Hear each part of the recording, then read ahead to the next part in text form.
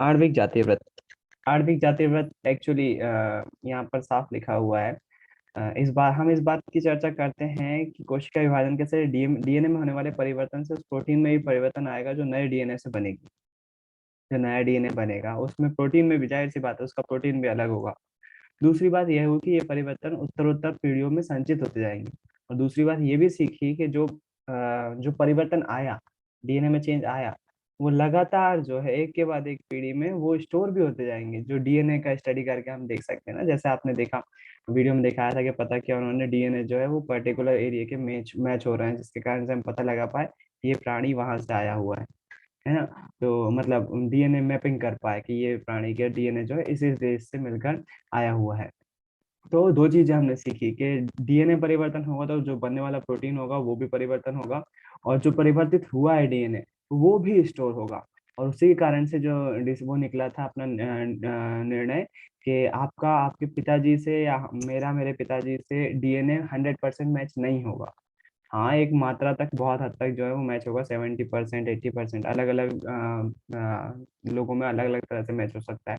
Maximum match होगा वो, लेकिन पूरी तरह से मैच नहीं होगा। क्यों? क्योंकि ये जो उत्तरोत्तर पीढ़ियों में जो ये चेंजेस होते हैं ना, स्टोर तो रहते हैं लेकिन चेंजेस बढ़ते जाते हैं लगातार। स्टोर डीएनए जो है वो बढ़ते जाता है एक के बाद एक पीढ़ी में।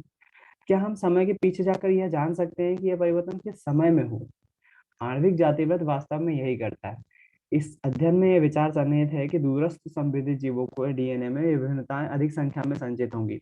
इस प्रकार के अध्ययन विकासी संबंधों को खोजते हैं। यह अत्यंत महत्वपूर्ण है कि विभिन्न जीवों में बीच आणविक जातिवाद ये बता रहा होता है कि दो एक प्रजाति से दूसरी प्रजाति बनी, तो उनके बीच में ये जो संबंध स्थापित हुआ है वो कम से कम कितने साल पहले हुआ होगा, कितने साल पहले की बात होगी। तो इस स्टडी में, आणविक जाति व्रत में जो है वो डीएनए की स्टडी की जाती है और दो प्रजातियों के बीच संबंध खोजा जाता है कि कितने परसेंट डीएनए मैच हो रहा है।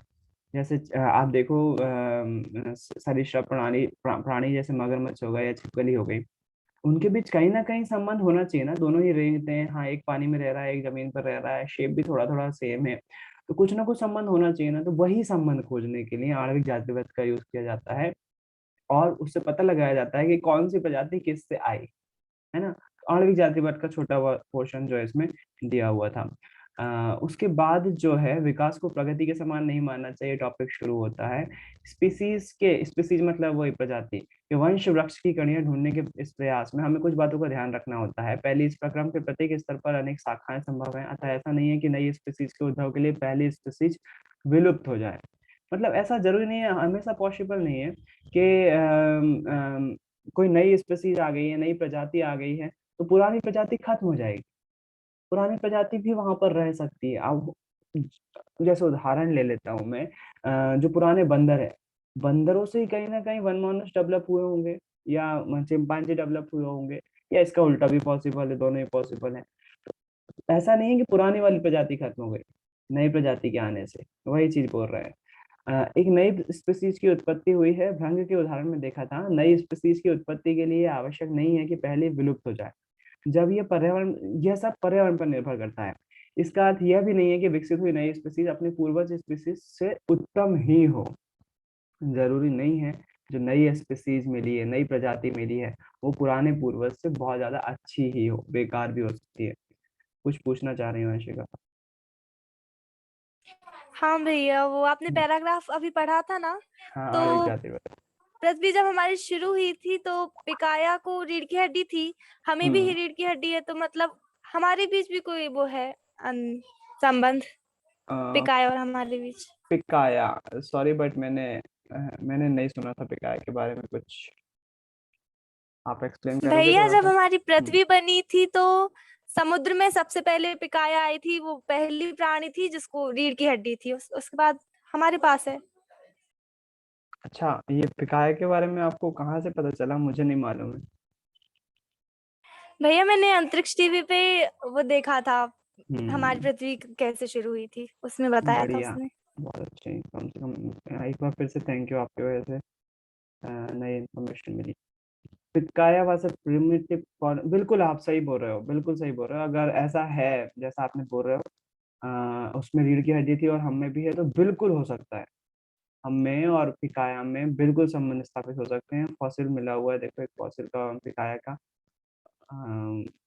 फॉसिल डेंटिंग से एक वो प्रमाण मिला हुआ है कि पिकाया थी। मुझे नहीं मालूम था इसके बारे में। लेकिन हाँ, यदि आप बोल रहे हो तो बिल्कुल, अगर ये है स्टार्टिंग में आई हुई है तो जैव विकास के प्रमाण बोलते हैं कि बिल्कुल इसका जो गुण होंगे वो हमसे मिलते होंगे बिल्कुल। Picaya glacians is an extinct primitive chordate animal known for a middle Cambridge Burgess shale of British Columbia. 16 specimens are known for the greater plaiopod bat, where a community is resembled transcendent by a storm much like eel. Its exact phylogenetic position is unclear. Proposed affinities including Cephaloro,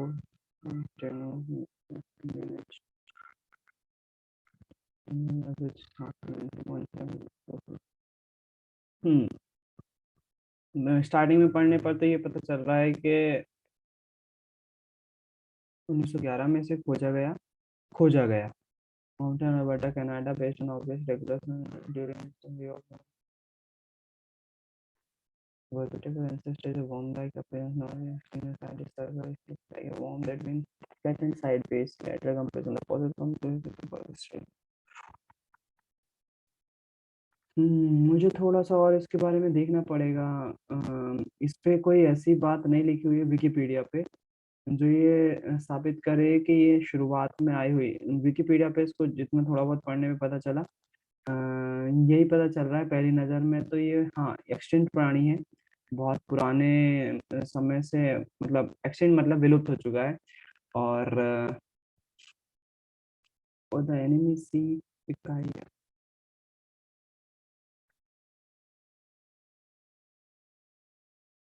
अच्छा ये तो किसी हाँ extinct प्राणी के बारे में starting में तो यही पता चल रहा है कि ये जो है विलुप्त प्राणी के बारे में लिखा हुआ है।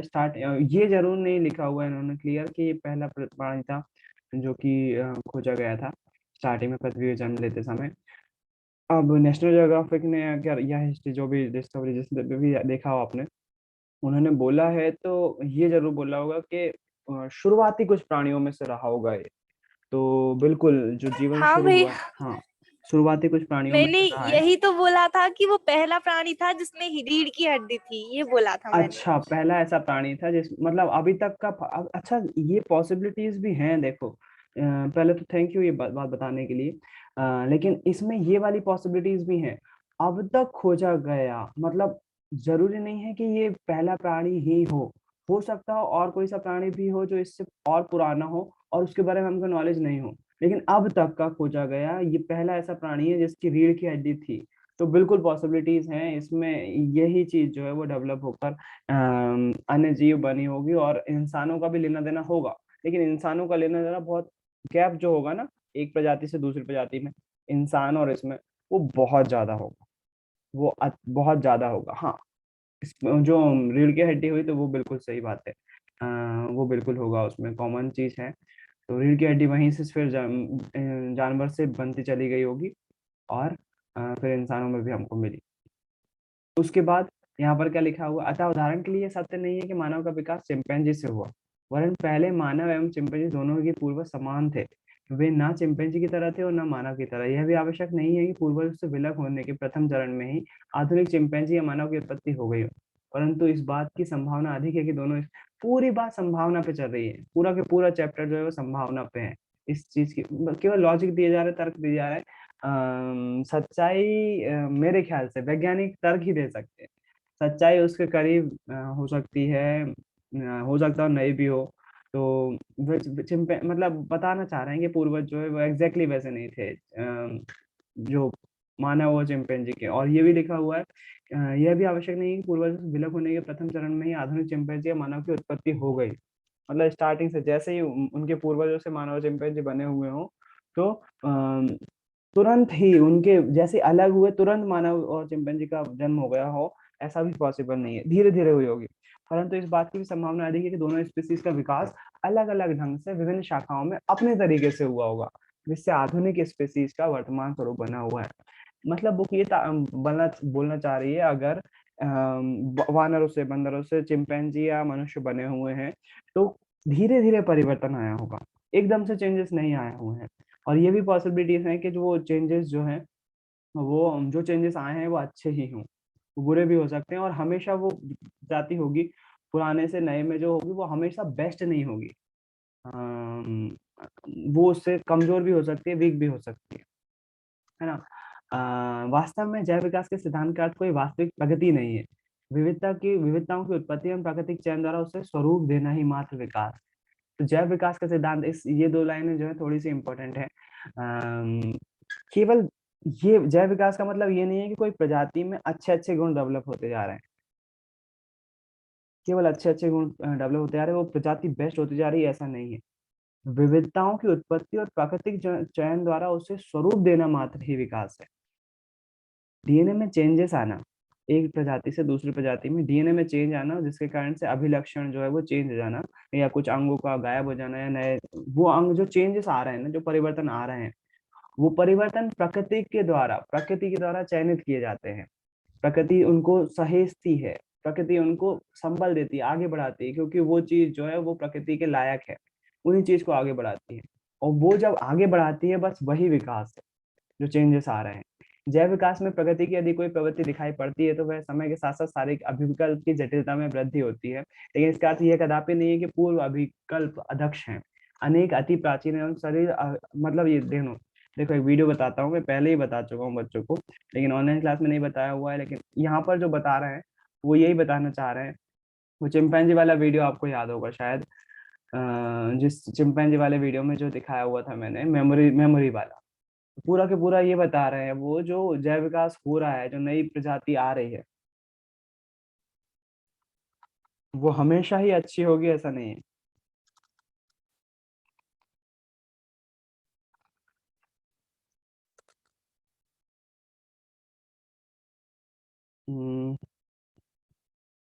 बीबीसी की डॉक्यूमेंट्री है, 2 मिनट, एक कॉल आ रहा है, इसका थोड़ा सा ध्यान से देखने की कोशिश करो।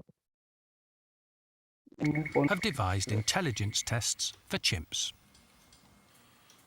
One test is for what's called working memory, the brain's ability to temporarily store and use information. The numbers 1 to 9 are randomly scattered across a touchscreen. The chimp looks at them for as long as is needed to memorize the layout. Then, as soon as 1 is touched, the other numbers are hidden and must now be remembered. We volunteered Chris, the director of this programme, to demonstrate this test. He's a college graduate and a crossword addict, but how good is his working memory? When Chris reckons he has memorised the layout, he touches 1. When the others are hidden, he must try to recall 2 to 9 in ascending order. It takes me ages to remember where they're all placed, and then I think I've got it. It's really very, very difficult.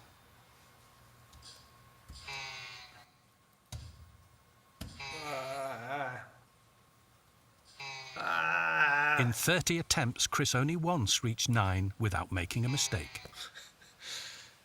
As soon as they're blanked over, it's like my mind's been blanked over as well.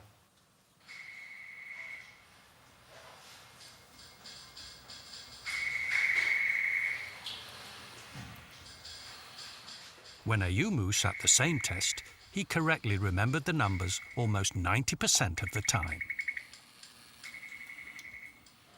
Ayumu gets it right almost every time, and I've got it right once. Chris fears he's let his species down.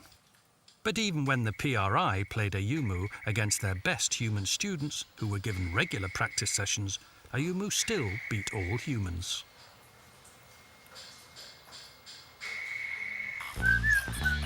Other chimps at the PRI have also sat the exams. Among these apes, computer skills are as normal as the ability to swing from the trees. Though none of his rivals beat Ayumu, a few came close, and average chimp results turned out to be higher than amongst humans. So, does that efficient working memory mean chimps are cleverer than humans? We tracked down a scientist who studies chimps in the wild, Dr. Nick Newton-Fisher. I think it's interesting the results that suggest that chimps may have particular cognitive abilities that are different and maybe in some aspects better than humans, because chimpanzees are not small primitive furry humans. They are a species that we share a common ancestor with maybe 5 or 6 million years ago, but they've evolved along their own individual path. Now, they're better at doing chimp things and we're better at doing human things. And some chimp things may not simply be climbing up and down trees and eating figs. Some of those chimp things might be mental abilities as well. That's chimps 1, humans 0.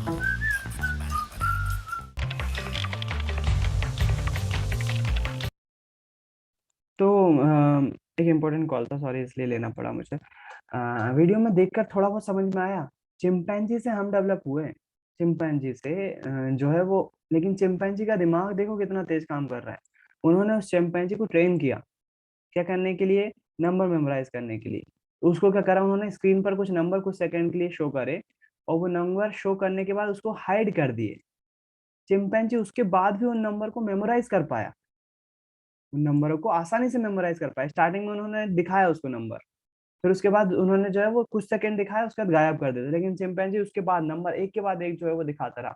जबकि चाहे वही चीज इंसान पे की गई तो इंसान जो है वो ज्यादातर बार में फेल हुआ, और एक बार में नहीं, उन्होंने बहुत सारे लोगों पर स्टडी की हुई है इसकी, है ना। स्टार्टिंग में जो है वो नंबर दिखाया उन्होंने, फिर उसके बाद गायब कर दिया उसको, ये ब्लर में हटा के, उसके बाद भी चिंपैंजी ने सही नंबर दिखाया। ये इस बात की पुष्टि कर रहा है कि प्रजाति अगर आगे बढ़ रही है, उनका विकास हो रहा है, तो इसका मतलब ये नहीं है कि जो नई प्रजाति है वो पुरानी प्रजाति से बेस्ट है हर मामले में, है ना। तो ये पॉइंट यही चीज क्लियर कर रहा है।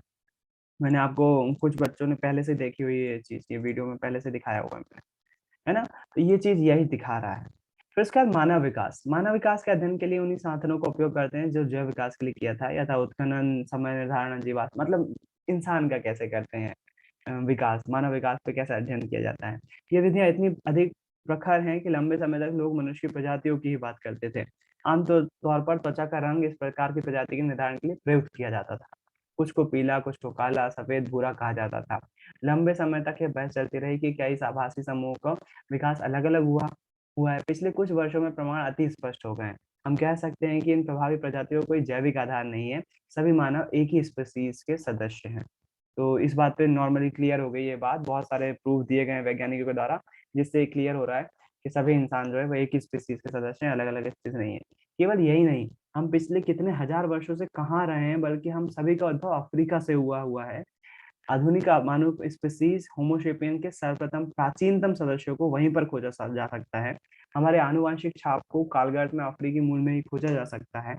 कुछ हजार वर्ष पूर्व हमारे पूर्वजों ने अफ्रीका को छोड़ दिया था, जबकि कुछ वहीं रह गए, जबकि वहां के मूल निवासी पूरे अफ्रीका में फैल गए। कुछ प्रवासी धीरे धीरे समूचे ग्रह में फैल गए, अफ्रीका से पश्चिमी एशिया तथा वहां से मध्य एशिया, यूरेशिया, दक्षिण अफ्रीका। मतलब ये बताना चाह रहे हैं कि जो है अफ्रीका से ही हम सभी जगह फैले हुए हैं। इस बात से आप भी परिचित हो, मानव संग्रहालय गए हुए हो ज्यादातर बच्चे, वहां पर देखा हुआ है आपने कैसे विकास क्रम दिखाया हुआ है, और वीडियो में भी देख लिया आपने। यहाँ पर एक चीज है, यह ग्रह की अन्य स्पीशीज की तरह उनकी उत्पत्ति जैव विकास की घटना एक मात्र थी, तथा वे अपने जीवन सर्वोत्तम तरीके से जीवन का प्रयास जीने का प्रयास कर रहे थे। तो ये सिंपल सी बात है। आपने क्या क्या सीखा इस चैप्टर में, तो उस पे बात कर लेते हैं।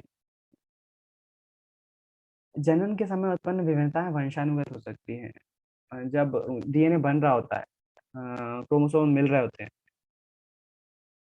तो जो विभिन्नताएं उत्पन्न होती है वो वंशानुगत हो सकती हैं। जैसे कोई कलर चेंज आ गया, जन्म के समय कलर में चेंज आ गया, वो कलर चेंज हो सकता हो, जैसे नीले पीले भ्रंग का जो उदाहरण लिया हो, जो विभिन्नता आई नीले भ्रंग की वो हो सकता हो और आगे कैरी की जा सके, अगले भ्रंग जो उत्पन्न हो वो नीले हो। तो वही बोल रहे हैं, विभिन्नताएं वंशानुगत हो सकती हैं। इन विभिन्नताओं के कारण जीव की उत्तरजीविता में वृद्धि हो सकती है। जो विभिन्नता उत्पन्न हुई है, चांसेस है कि वो चीज जो है आगे बढ़ जाए, मतलब उसको जीवन जीने में जो है वो मदद मिले उस विभिन्नता आने से, है ना।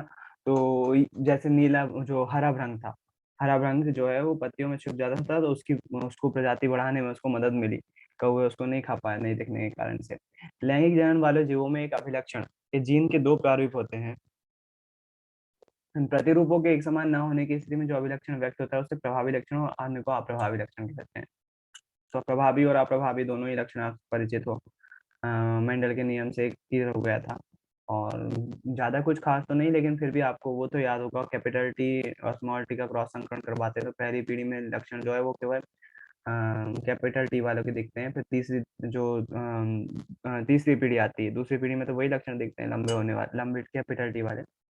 जो तीसरी पीढ़ी आती है उसमें 4 में से 1 में जो है वो स्मॉल टी के लक्षण दिखते हैं। तो वही प्रभावी और अप्रभावी लक्षण बताते हैं। विभिन्न लक्षण किसी जीव में स्वतंत्र रूप से वंशानुगत होते हैं। संतति में नए संयोग उत्पन्न होते हैं, कॉम्बिनेशन। जैसे अपन ह्यूमन की बात करें तो जो क्रोमोसोम्स मिल रहे होते हैं, जो कॉम्बिनेशन बनते हैं, उसके कारण से नई नई प्रकार के, और उसी के कारण से हम जो है बिल्कुल same to same mummy papa जैसे नहीं दिखते हैं।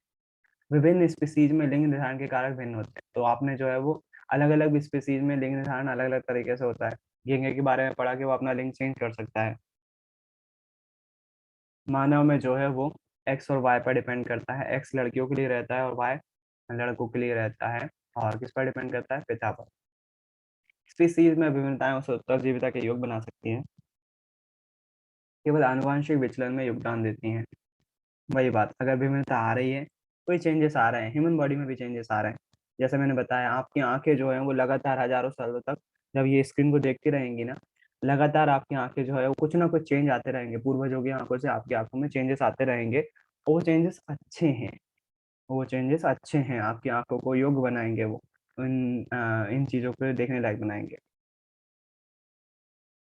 कायिक ऊतकों में पर्यावरणीय कार्य द्वारा उत्पन्न परिवर्तन वंशानुगत नहीं होते हैं। कायिक मतलब एक तरह से जो पौधे वाले ऊतक होते हैं। पर्यावरण कारणों के द्वारा उत्पन्न परिवर्तन वंशानुगत नहीं होता। अगर कोई परिवर्तन आ जाता है पर्यावरण के कारण, उदाहरण के लिए किसी पौधे में मान लीजिए गेहूं की फसल हुई, गेहूं की फसल हुई, उस टाइम जो है वो सूखा पड़ गया, ज्यादा गर्मी पड़ गई, उसके कारण से ज्यादा गर्मी पड़ गई। ज्यादा गर्मी भी नहीं होती है, गर्मी पड़ गई, बारिश ज्यादा हो गई, ओलावृष्टि हो गई, कुछ भी हो गई, तो फसल थोड़ी सी खराब हो गई। जैसा गेहूं होना चाहिए था हेल्दी, वैसा गेहूं नहीं हो पाया। लेकिन क्या क्या लगता है आपको, अगला जो गेहूं, उस गेहूं को बोओगे तो वो भी खराब ही होगा क्या? नहीं। काहे के जो ऊतक होते हैं उनमें पर्यावरणीय कारण से जो परिवर्तन आते हैं वो एक दूसरे में नहीं जाते हैं। विभिन्नताओं के भौगोलिक पार्थक्य के कारण स्पीसीजकरण हो सकता है। भौगोलिक परिवर्तन, वही नदी पहाड़ अगर आ जाए, या इंसान के केस में लें तो सूर्य का प्रकाश जितना पड़ रहा है, भौगोलिक परिवर्तन के कारण से स्पीसीज अलग अलग हो सकते हैं। पार्थक्य के कारण स्पीसीजीकरण हो सकता है, मतलब प्रजातिकरण हो सकता है। अलग अलग प्रजाति उत्पन्न हो जाती है, जैसे त्वचा के रंग के आधार पर। विकासीय संबंधों को जीवों के वर्गीकरण में ढूंढा जा सकता है। काल में पीछे जाकर समान पूर्वजों की खोज हमें अंदाजा होता है कि समय के किसी बिंदु पर अजैव पदार्थों ने जीवन की उत्पत्ति की। तो पृथ्वी पर जीवन की उत्पत्ति कैसे हुई? कुछ अजैव इनऑर्गेनिक कंपाउंड से हुई। उससे इनऑर्गेनिक कंपाउंड से ऑर्गेनिक कंपाउंड बने और इंसान बने। तो उत्पत्ति जो है वो अजैव पदार्थों से हुई, इनऑर्गेनिक कंपाउंड से। जैव विकास को समझने के लिए केवल वर्तमान स्पीसीज का अध्ययन पर्याप्त नहीं है, वरन जीवाश्म अध्ययन भी आवश्यक है। जीवाश्मों का अध्ययन भी आवश्यक है। अस्तित्व लाभ हेतु मध्यवर्ती चरणों द्वारा जटिल अंगों का विकास हुआ।